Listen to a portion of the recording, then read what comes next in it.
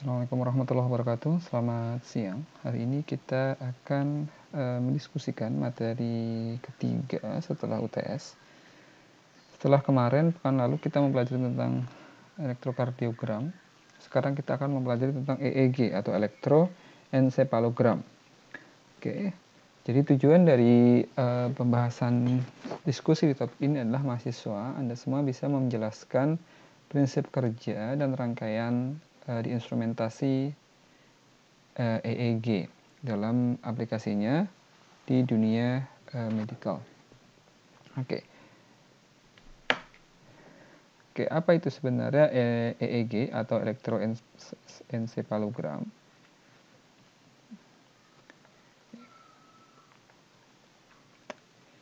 Jadi elektroencephalografi adalah sebuah teknik yang digunakan untuk merecord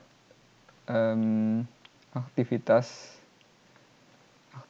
dari otak, dari aktivitas elektrik dari otak manusia. Nah, selama tes EEG, PPT ini saya ambil dari Profesor Fajar Al-Ashikh tentang EEG. Jadi saat tes EEG, elektroda yang kecil seperti cup atau seperti disk itu ditempatkan di atas kepala, tempurung kepala kita. Kemudian dia akan mengambil signal elektrik dari otak, kemudian dia akan mengirimkan ke sebuah mesin yang disebut dengan elektroencephalogram. Oke.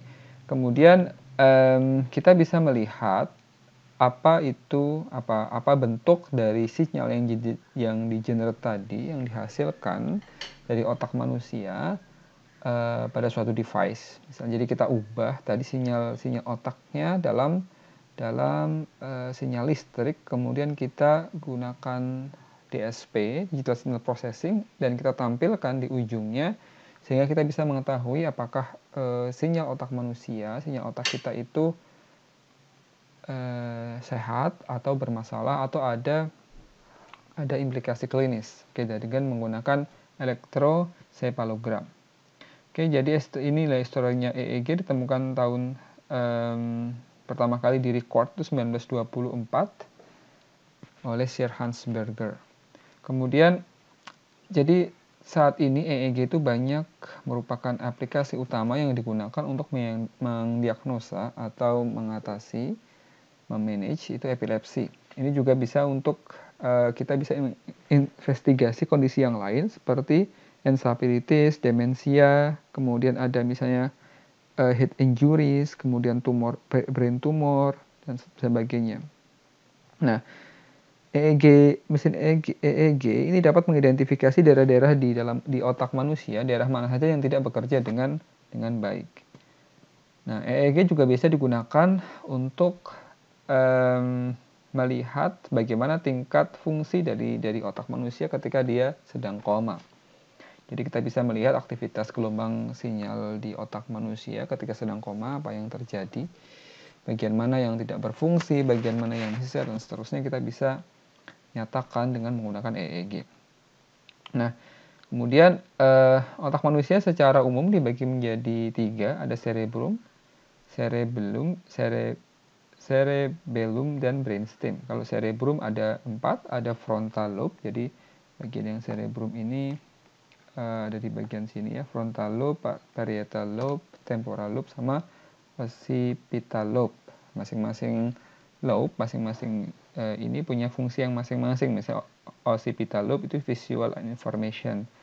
Kemudian misalnya parietal lobe itu receive untuk pain, misalnya menerima sakit,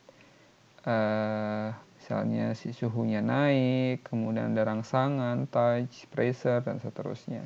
Dia merupakan daerah sensor utama. Kemudian kalau temporal lobe, dia lebih ke untuk memori, untuk pemrosesan daya ingat. Kemudian frontal lobe, dia untuk prediction, speech, motorik, dan seterusnya. Oke, jadi ini adalah bagian dari otak manusia. Nah, keseluruhan dari otak manusia ini yang akan sinyal-sinyal elektrik yang dihasilkan itu yang akan direkod oleh EEG, kemudian kita bisa visualisasikan. Oke, jadi apa sebenarnya sumber utama dari aktivitas dari sinyal elektrik di EEG? Jadi Anda juga bisa melihat di buku textbook. Jadi sebenarnya di otak manusia itu ada banyak sinapsis ya, ada banyak neuron-neuron yang dihubungkan. Neuron-neuron tersebut dihubungkan oleh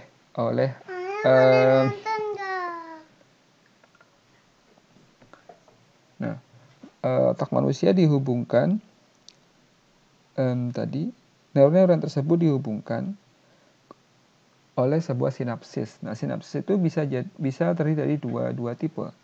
Ada yang disebut dengan EPSP, excitatory postsynaptic potential di sini.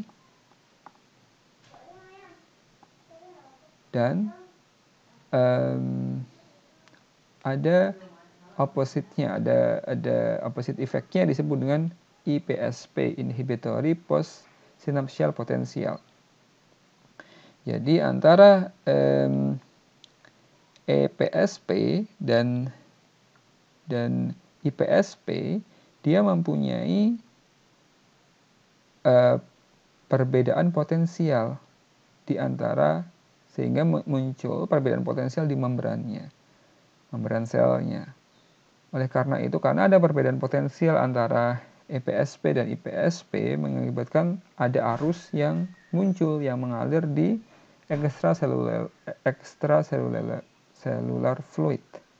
Oke, jadi ini yang akibatnya perbedaan potensial ini, adanya arus yang mengalir, kita bisa visualisasikan itu menjadi sebuah sinyal elektrik. Oke. Kemudian ini juga dijadikan, kita bisa melihat ada perbedaan potensial di sinapsisnya. Tadi kita ada dua, EPSP dan IPSP. Kita lihat adalah di gambar ini. Nah, perbedaan potensial itu akan mengakibatkan terjadinya aliran arus, sehingga kita bisa visualisasikan itu sebagai sebuah sinyal elektrik. Oke. Kemudian ada dua tipe penempatan elektroda dalam EEG. Yang pertama adalah ditempatkan secara terpisah di tempurung kelapanya, kemudian atau elektrodanya itu akan diletakkan pada suatu tempat spesial band, jadi sesuatu bentuk tertentu, kemudian seperti helm, kemudian dimasukkan ke dalam kepala manusia. Kemudian itu yang digunakan sebagai elektroda untuk merecord perbedaan potensial di antara tempat-tempat di kepala manusia. Oke, jadi secara umum secara internasional ada 10 sampai 20 penempatannya 10 sampai 20 elektroda. Oke. Atau bisa jadi kita tempatkan lebih dikit lagi, lebih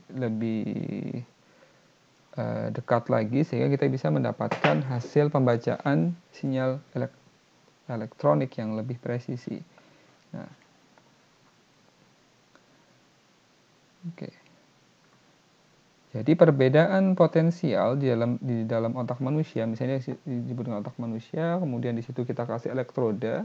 Nah, perbedaan potensial itu akan mengakibatkan terjadi, kalau misalnya ada suatu daerah yang dia punya resistansi yang tinggi atau konduktivitas yang tinggi, pasti di situ pengukuran potensialnya akan berbeda dengan daerah yang lain, sehingga nanti ada pengukurannya.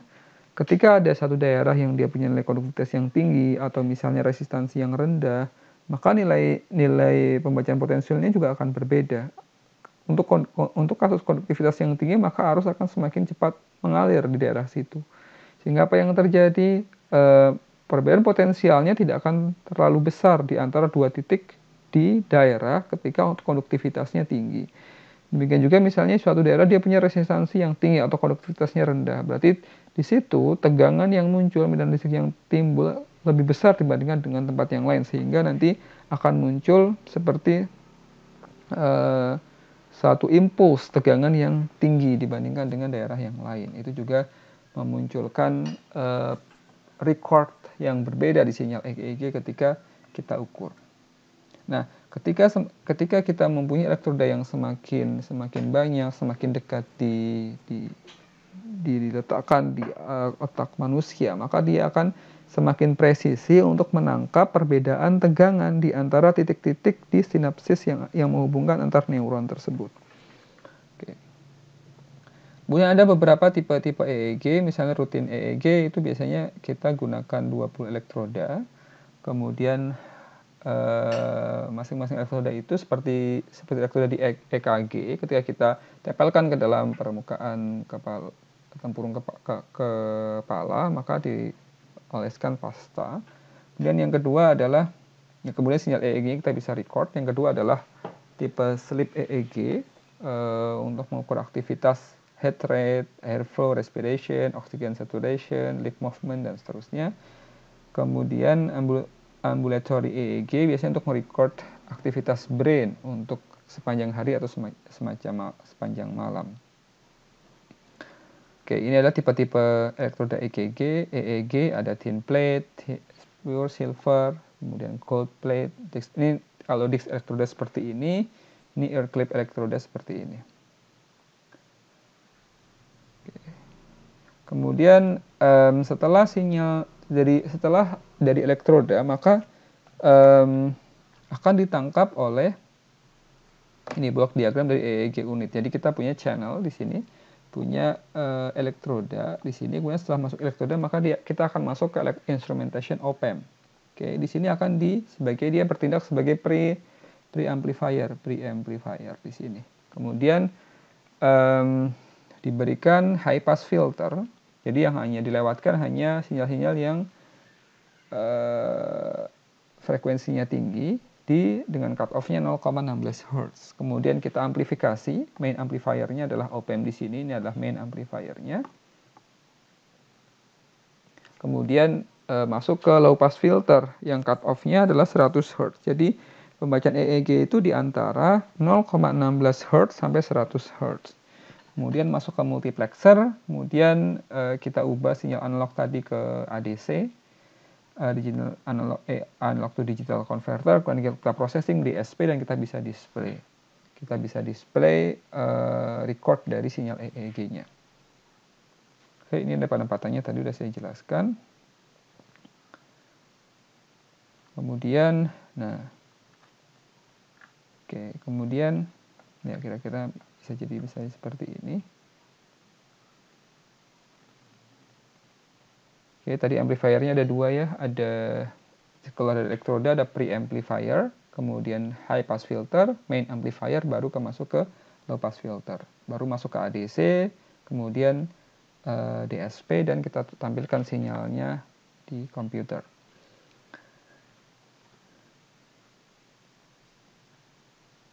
Oke, kemudian ada beberapa bentuk-bentuk gelombang yang ditangkap oleh EEG. Ada misalnya disebut dengan delta, theta, alpha, kemudian beta, ada mu rhythm. Jadi kalau gelombang delta biasanya itu adalah gelombang tidur untuk manusia dewasa, itu frekuensinya antara 0,5 sampai 4 Hz. Dan gelombang theta antara 4 sampai 7 Hz biasanya untuk drowsiness untuk anak-anak yang lebih tua atau untuk orang dewasa. Kemudian alpha, di gelombang alpha 7 sampai 14 Hz itu untuk relaksasi, atenuasi, atau mental exertion, atau misalnya kita sedang menutup mata. Kemudian mu rhythm biasanya untuk restart motor neuronsnya di antara 8 sampai 13 Hz. Kita lihat gelombangnya dari 0,5 sampai 14 Hz di beberapa tipe gelombang ini. Anda juga bisa melihat ini masing-masing gelombangnya, ini alfa, beta, gamma, dan delta, theta, alfa, dan beta.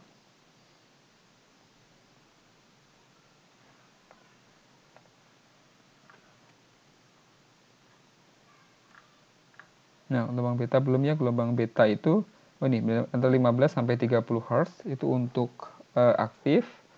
Ketika kita sedang aktif, sedang sibuk, atau sedang konsentrasi. Kemudian gelombang gamma di antara 30 sampai 100 biasanya dia untuk kalau misalnya kita melihat dua perbedaan sense yang berbeda, misalnya combine dua different sense yang berbeda, misalnya sound, sight, mata melihat sama mendengar. Kemudian kita juga short term memory matching, misalnya melihat sesuatu itu juga masuknya ke gelombang gamma. Anda bisa lihat penjelasannya secara detail di buku ini. Ini adalah tipe gelombangnya, alpha, beta, gamma, dan theta. Oke.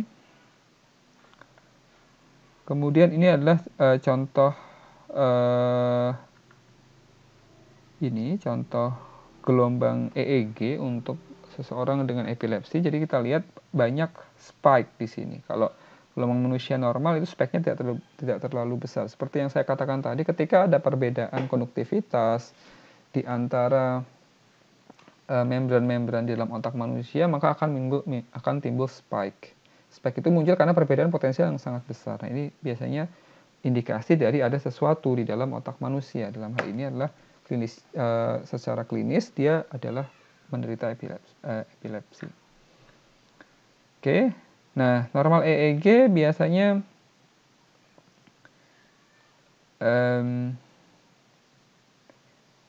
kalau misalnya kita lihat gelombang alfanya, biasanya dia terlihat ketika kita misalnya sedang duduk tenang atau mata kita sedang tertutup.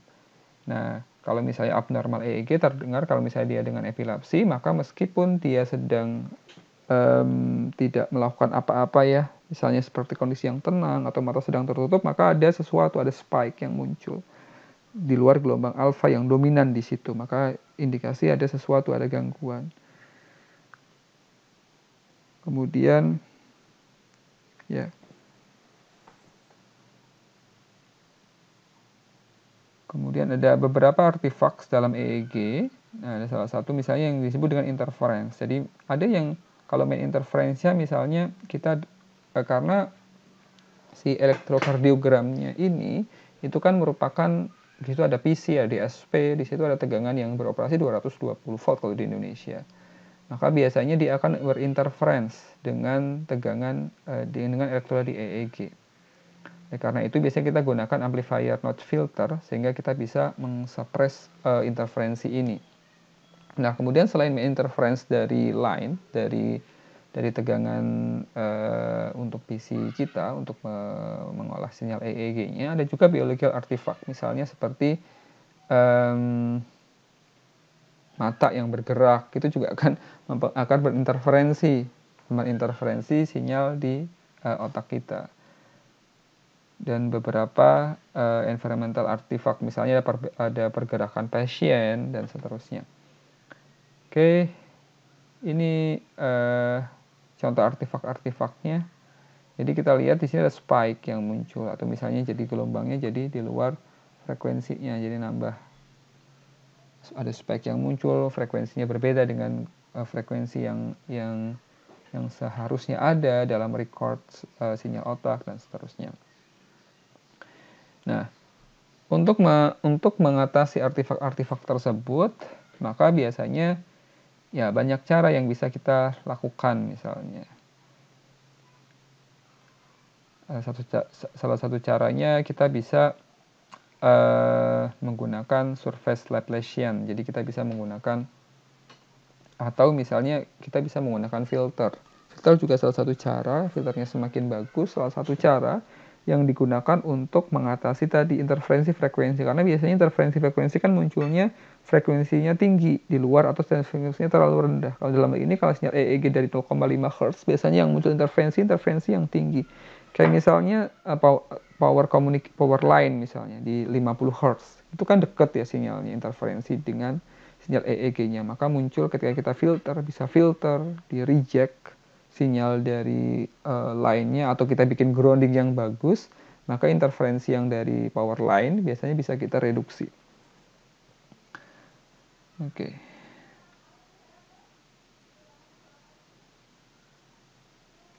Nah, kegunaan EEG ya banyak, bisa digunakan secara klinis maupun untuk research. Oke, ada banyak hal yang digunakan untuk EEG. Anda bisa baca sendiri di buku juga diterangkan dengan jelas ya. Nah, untuk modern clinical EEG biasanya kalau yang tadi hanya 20 EEG, sekarang udah bisa sampai 36 EEG. Kemudian biasanya udah digital video. Kalau terhadap EEG dia nggak secara jadi prosesnya lebih resource-nya lebih besar yang digunakan untuk memproses sinyal EEG dibandingkan dengan digital video. Karena kita proses dia secara digital sinyal-sinyal tersebut, maka biasanya interferensi itu tidak muncul, karena interferensi itu munculnya ketika kita proses dia secara analog. Kan tadi kalau misalnya kita lihat setelah elektroda itu keluarnya masih analog semua tuh. Ada preamplifier, low pass filter, main amplifier, high pass filter, main amplifier, low pass filter, itu juga secara analog sehingga bisa muncul terjadi interferensi. Nah, ketika kita gunakan digital video, digital processing di awal setelah keluar di elektroda, maka kita bisa minimalisir terjadi interferensi tersebut. Oke, ini ada beberapa software untuk record EEG. EEG Lab, Filtrip, NBT dan seterusnya. Ini beberapa perusahaan yang membuat komersial EEG. Oke, saya rasa ini ya untuk materi EEG. Ini adalah clinical application of EEG yang Anda juga bisa lihat di buku. Oke, saya rasa cukup untuk EEG. Yang penting di sini adalah tadi secara instrumentasi. Anda harus melihat ini bagaimana caranya si sinyal EEG itu bisa diproses di sistem ini, oke. Jadi kita punya ada 2 amplifier, kemudian kita punya high pass filter, dan Anda udah tahu tadi kenapa sih di situ butuh high pass filter, karena gelombang-gelombang di otak di atas 0,5 Hz. Kemudian di bawah 100 Hz sehingga kita menggunakan low pass filter sama high pass filter di sini. Oke, saya rasa cukup ya untuk EEG, materi EEG ini. Selamat siang. Assalamualaikum warahmatullahi wabarakatuh.